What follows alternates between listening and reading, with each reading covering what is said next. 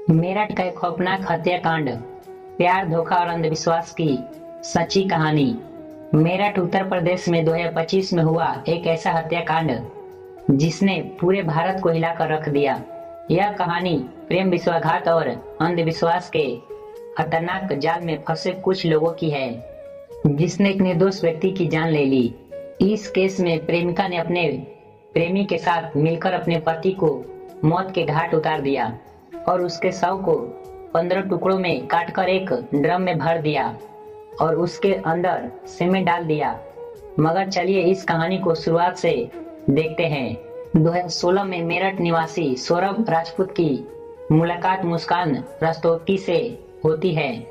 दोनों के बीच प्रेम हुआ और कुछ सालों बाद उन्होंने शादी कर ली। यह शादी सौरभ के परिवार को पसंद नहीं आई, क्योंकि मुस्कान एक अलग जाति से थी। इसके बावजूद दोनों ने अपने रिश्ते को मजबूत बनाए रखा। सौरभ मर्चेंट नेवी में जॉब करते थे और लंदन में पोस्टेड थे। शादी के कुछ समय बाद सौरभ लंदन चले गए, जबकि मुस्कान अपनी बेटी के साथ मेरठ में रहने लगी। इस दौरान उनकी जिंदगी में एक तीसरा व्यक्ति साहिल शुक्ला आया, जो मुस्कान को पहले से ही जानता था। सौरभ के लंदन में रहने के कारण मुस्कान की नजदीकियां साहिल से बढ़ने लगी। साहिल, जो पहले से ही मुस्कान को पसंद करता था, अब खुलकर उसके साथ वक्त बिताने लगा।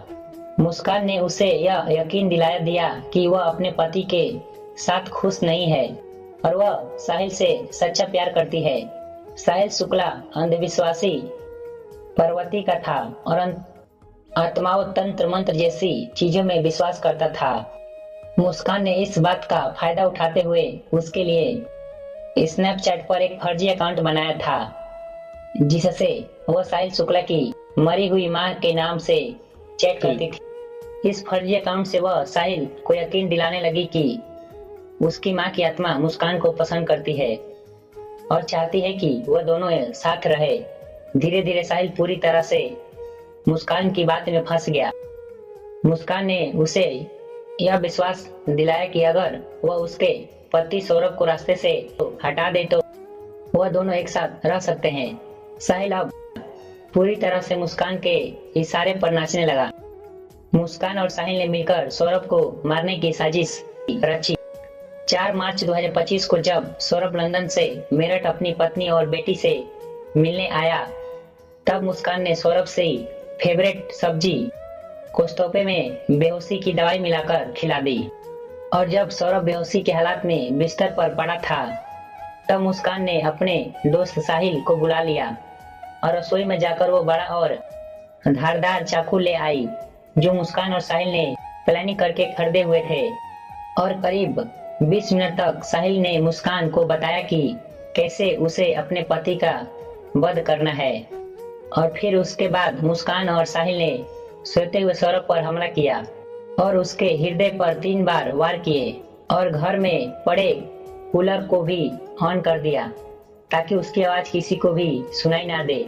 जब उन्होंने सौरभ को खत्म कर दिया, उसके बाद उसकी बॉडी को बाथरूम में ले गए और उसके शरीर को 15 टुकड़ों में बांट दिया। सौरभ को खत्म करने के बाद उन्हें इस बात की चिंता हुई कि अगर शव बरामद हो गया तो पुलिस उन तक जरूर पहुंच जाएगी। इसलिए उन्होंने शव को ठिकाने लगाने की योजना बनाई और मुस्कान बाजार जाकर एक प्लास्टिक का ड्रम खरीद लाई और मुस्कान और साहिल ने सौरभ के शव के टुकड़ों को प्लास्टिक ड्रम में डाला दिया और ऊपर से सीमेंट भी डाल दिया, ताकि उसकी बॉडी की स्मेल बाहर ना जाए। और उसके बाद उन्होंने उस ड्रम को घर के कोने में रख दिया। इसके बाद मुस्कान और साहिल ने सौरभ के मोबाइल फोन से उसके सोशल मीडिया अकाउंट को एक्टिव रखा। उन्होंने सौरभ के अकाउंट से हिमाचल प्रदेश की शिमला की तस्वीरें और स्टोरी पोस्ट की, ताकि लोगों को लगे कि वह घूमने गया है। उन्होंने उसकी फैमिली और दोस्तों को यकीन दिलाने की कोशिश की कि सौरभ जिंदा है और बाहर यात्रा कर रहा है।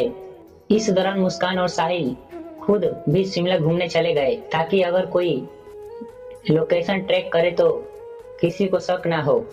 लेकिन किसी भी अपराधी की तरह वह भी ज्यादा समय तक बच नहीं पाई सौरभ के परिवार ने जब उससे संपर्क करने की कोशिश की और कोई जवाब नहीं मिला तो उन्हें शक हुआ। परिवार ने मेरठ पुलिस में गुमशुदा की रिपोर्ट दर्ज कराई और इसी बीच मुस्कान ने अपने माता पिता को बताया कि शायद सौरभ का मर्डर हुआ है और उसके घर वालों ने ही उसका मर्डर किया है। मगर मुस्कान के पिता ने कहा, नहीं बेटा, किसी के भी घर वाले कितनी ही नाराज हो जाए तो भी ऐसा कदम अपने बेटे के लिए नहीं उठा सकते। बेटा, तुम सच सच बताओ, सौरभ कहाँ है? मुझे सच्चाई बताओ, मैं किसी से कुछ नहीं कहूँगा।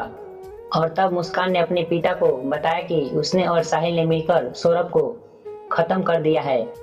और इतना सुनते ही मुस्कान के पिता ने पुलिस को सारी खबर बता दी और पुलिस ने तुरंत मुस्कान और साहिल को गिरफ्तार किया और उस प्लास्टिक ड्रम को भी बरामद किया जिसने सौरभ के शव के टुकड़े थे। उस प्लास्टिक ड्रम को काट दिया गया और सौरभ को शरीर के टुकड़े को बरामद किया गया।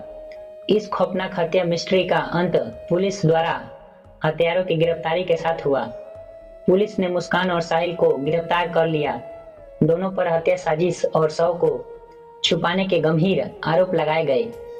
दोस्तों, यह घटना हमें यह सिखाती है कि अंधविश्वास का अंजाम बहुत बुरा और भयानक होता है। साहिल ने अपनी मां की आत्मा के नाम पर बताए गए एक फर्जी अकाउंट पर भरोसा किया और हत्या जैसा अपराध कर दिया और गलत संबंध और रिश्ते का अंजाम बहुत बुरा ही होता है। मुस्कान ने अपने फायदे के लिए साहिल को मानसिक रूप से कंट्रोल किया, हत्या तक करवा दी और कानून से कोई नहीं बच सकता, चाहे अपराध कितना भी चालाकी से किया जाए। पुलिस की जांच और सबूतों के आधार पर अपराधी पकड़े ही जाते हैं। इसलिए रिश्ते सोच समझकर बनाए। जीवन साथी चुनने से पहले सामने वाला मानसिक रूप से कैसा व्यक्ति है यह जानने की कोशिश करें। साथी चुनते समय सूरत पर नहीं, सीरत पर ध्यान दें।